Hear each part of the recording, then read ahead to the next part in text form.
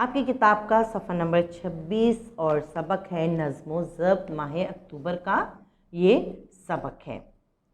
آئیے پڑھتے ہیں۔ دعوت میں کھانا لگ جانے کا اعلان کیا ہوا، تمام افراد بے ترتیب انداز سے کھانے کی طرف لپکے۔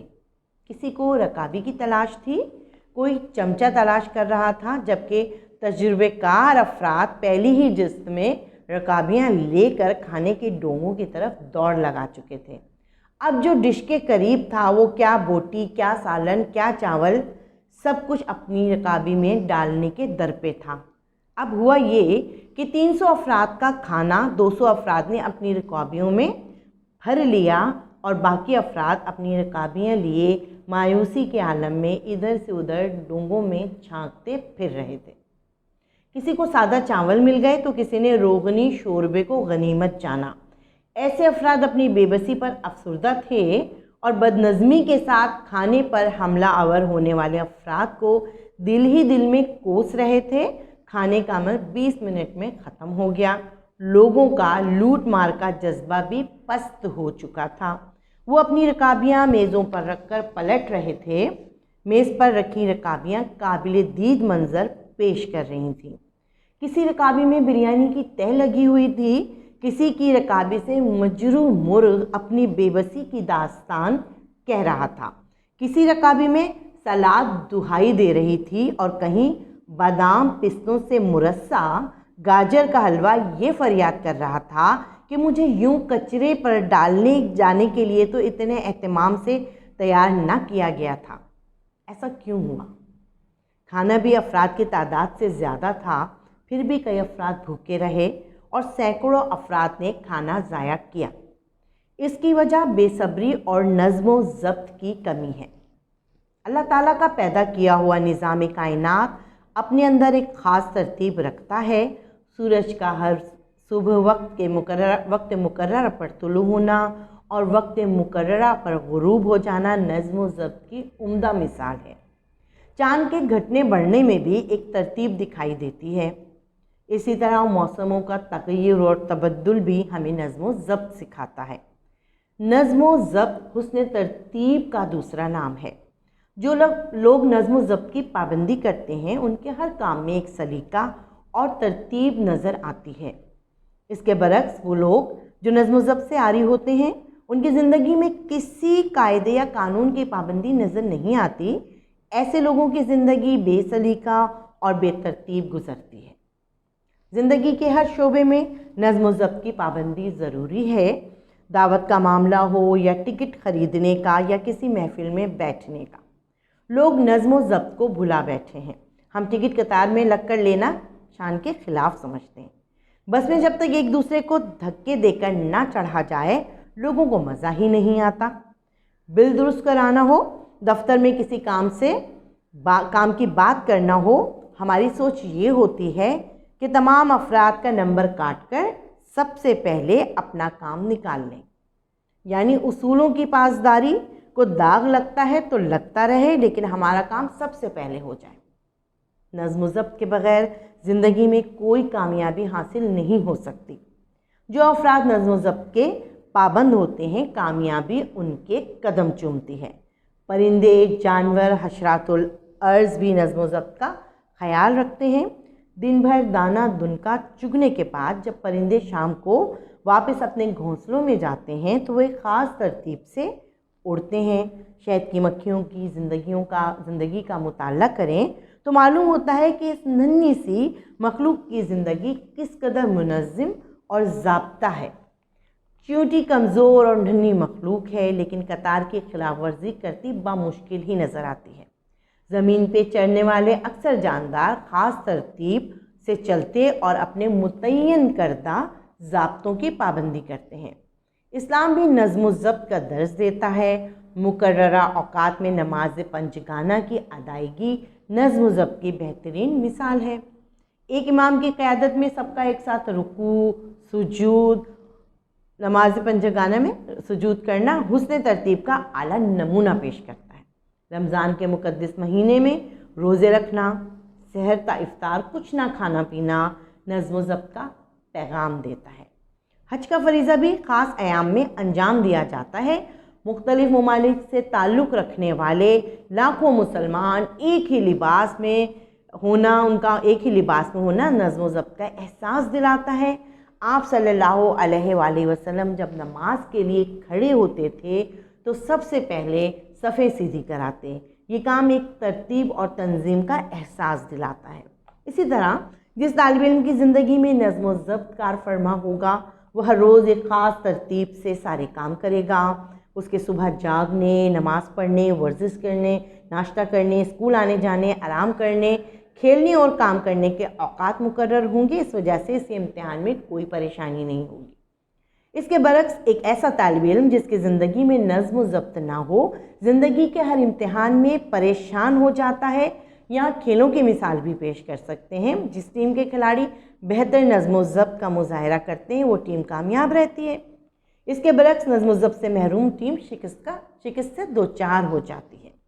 دنیا کے عظیم لوگوں کی زندگی کا جائزہ لیں تو ہمیں معلوم ہوگا کہ ان عظیم ہستیوں نے نظم و ضبط کو سختی سے اپنائے رکھا۔ نظم و ضبط کی اس پابندی کے باعث انہیں کامیابیاں ملیں۔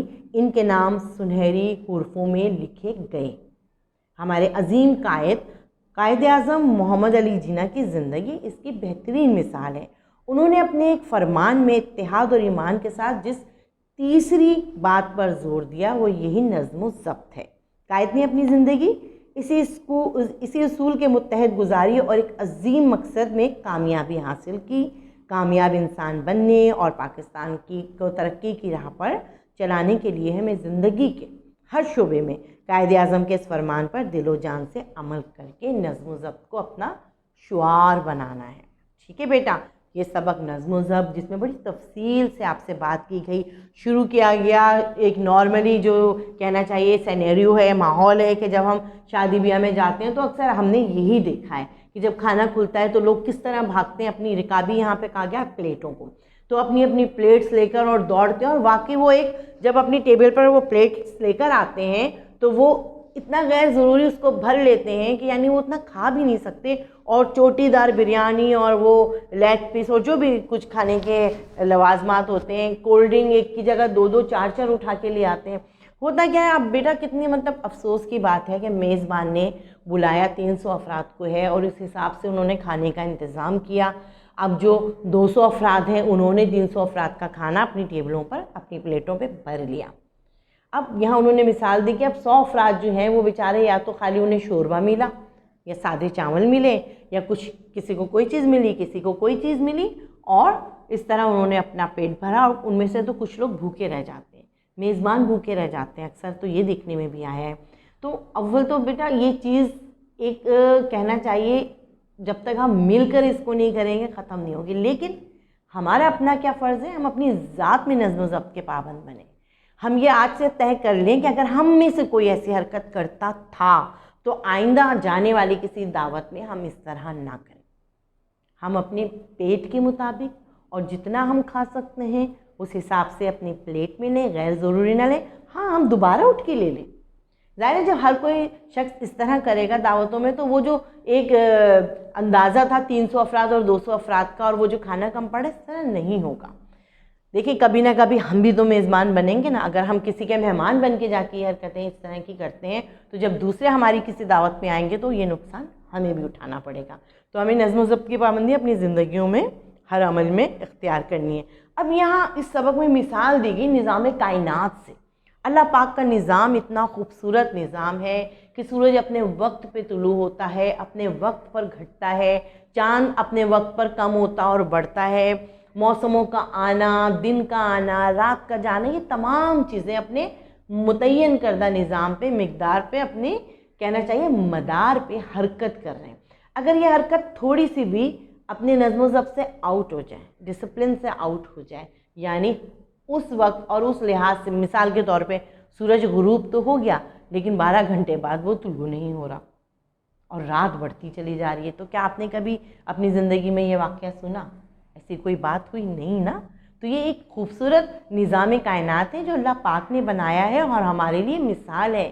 सीखने और समझने की ज़रूरत है। अगर हर इंसान नज़्म व ज़ब्त की पाबंदी करेगा और अपनी ज़िंदगी में नज़्म व ज़ब्त को रखेगा तो कहीं पे भी दुनिया के कारखाने में कोई बेतरतीबी नहीं आएगी, माशरे में सुधार आएगा। फिर वो आगे बताते हैं कि हुज़ूर पाक सल्लल्लाहु अलैहि वसल्लम ने हमें नज़्म व ज़ब्त का दर्स दिया कि जब वो नमाज़ पढ़ाने के लिए खड़े होते थे तो सबसे पहले क्या कहते थे, अपनी सफ़ें दुरुस्त कर लीजिए, है ना। फिर हज की मिसाल दी गई यहाँ पे कि जब हज होता है तो हज पे आपने देखा पूरी दुनिया में कहाँ कहाँ से लोग आते हैं, और ये इस्लाम की खूबसूरती है। ये अल्लाह पाक ने जो निज़ाम बनाया है, जो मज़हब इस्लाम हमें दिया है, तमाम दुनिया के मुसलमान, चाहे अमेरिका से हों, अफ्रीका से हों, हिंदुस्तान से हों, पाकिस्तान से हों, सऊदी अरब से हों, चीन से हों, दुनिया के कोने कोने से जमा होने वाले मुसलमान एक ही तरह के लिबास में और एक ही तरह के अरकान को अदा करते हैं। यानी वो नमाज़ पढ़ते हैं तो एक साथ झुकते हैं, एक साथ रुकू करते हैं, एक साथ सुजूद करते हैं। इसी तरह रोज़मर्रा के भी यही मामूलात हैं कि आप जाएं अगर मस्जिद में तो आप देखिएगा कि कितना खूबसूरत एक मंज़र होता है कि पेश इमाम की इमामत में तमाम नमाजी एक ही तरह के अमल करते हैं, एक ही तरह। ये क्या है, नज़्म व ज़ब्त की बेहतरीन मिसाल है। फिर रमज़ान के रोज़ हुए, आपने देखा होगा कि जैसी सहरी होती है, जहाँ पर भी मुसलमान और हम और आप सहरी कर रहे होते हैं, बस सायरन सुनते ही वक्त देखते हैं, हम सहरी को सब एक साथ रोक देते हैं कि अब सहरी का वक्त रुक गया। फिर क्या होता है कि जब इफ्तार होता है तो मगरिब के वक्त अजान के साथ ही सब एक साथ इफ्तार करते हैं। ऐसा ही है ना बेटा। तो ये क्या खूबसूरती है, हमारे मज़हब इस्लाम की खूबसूरती है। यहाँ तो बात हुई इंसानों की, मज़हब की, लेकिन अल्लाह ताला का जो निज़ाम, खूबसूरत निज़ाम है, उसमें जानवरों की, चरिंदों परिंदों की भी यहाँ पे मिसाल दी गई। एक चूंटी, एक छोटा सा अदना सा हशरातुल अर्ज़ है, उसकी मिसाल दी गई। आप देखिएगा कि जब वो चलती है तो एक लाइन में चलती है ना। इसी तरह शहद की मक्खी है, उसका तो आप अगर आप पढ़ेंगे, उसकी तारीख़ पढ़ेंगे, हिस्ट्री पढ़ेंगे और उसके बारे में सर्च करेंगे तो आपको पता चलेगा कि किस कदर डिसिप्लिन और नज़्म व ज़ब्त इनके पूरे जो है कारखाने में है। जो ये शहद बनाते हैं, इन्होंने अपनी टीमें बाकायदा मुकर्रर की हुई हैं। किसी का काम चौकीदारी करना है, किसी का काम मेहनत करना है, किसी का काम इत्तला देना है, किसी का काम रखवाली करना है, किसी का काम मोम बनाना है ना। तो अगर इसी तरह हम सब भी मिलजुल कर अपने अपने काम सही वक्त पर और सही अंदाज में अदा करने लगेंगे तो हमसे तरक्की कहीं पे भी हमसे दूर नहीं हो सकती, कामयाबी हमसे कोई नहीं छीन सकता। फिर आखिर में यहाँ मिसाल दी है आप लोगों की। तालिबे इल्म को तो नज़्म व ज़ब्त की बहुत ज़्यादा पाबंदी करनी है। नज़्म व ज़ब्त में सबसे पहले चीज़ क्या आती है बेटा, नज़्म व ज़ब्त में वक्त की पाबंदी सबसे पहले आती है।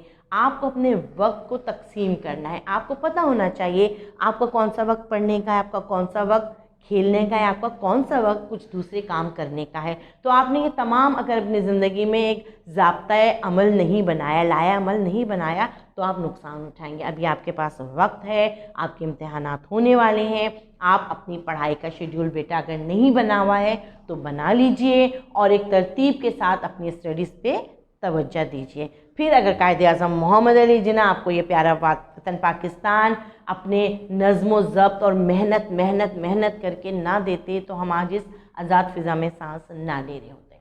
मौजूदा सिनेरियो आप देख रहे हैं कि हमारे कराची शहर में भी ख़ास तौर पे लॉकडाउन की कैफियत है और बहुत ज़्यादा जो है कह दिया गया 8 बजे के बाद घर से ना निकलें। तो ये सब क्या, ये सख्ती क्यों करनी पड़ रही है? क्योंकि लोग बात सुनने के लिए तैयार नहीं है, मानने के लिए तैयार नहीं है। अगर हम और आप अपनी हिफाजत के लिए इस डिसिप्लिन को, इस नज़्म व ज़ब्त को जो हुकूमत वक्त हमें दे रही है, उस पर सही तरह से अमल पैरा हो जाएं तो ना ये वबा बहुत ज़्यादा फैलेगी, ना आप और हम नुकसान की सूरत हाल से दो चार होंगे। तो बेटा अपनी ज़िंदगियों को नज़्म व ज़ब्त के काबिल बनाइए, सख्ती से अमल पैरा होइए और साथ ही इस सबक के भी तमाम मशक़ी सवालात और अच्छे खासे मशक़ी सवालात हैं, इसमें अल्फाज मुतरादिफ भी हैं, वाहिद जमा भी हैं। तो आपको इस सबक के मशक़ी सवालात की अच्छे से तैयारी करनी है। तो बेटा इंशाअल्लाह ताला फिर एक नए सबक के खाके के साथ फिर मौजूद होंगे। अपना बहुत ज़्यादा ख्याल रखिएगा। अल्लाह हाफ़िज़।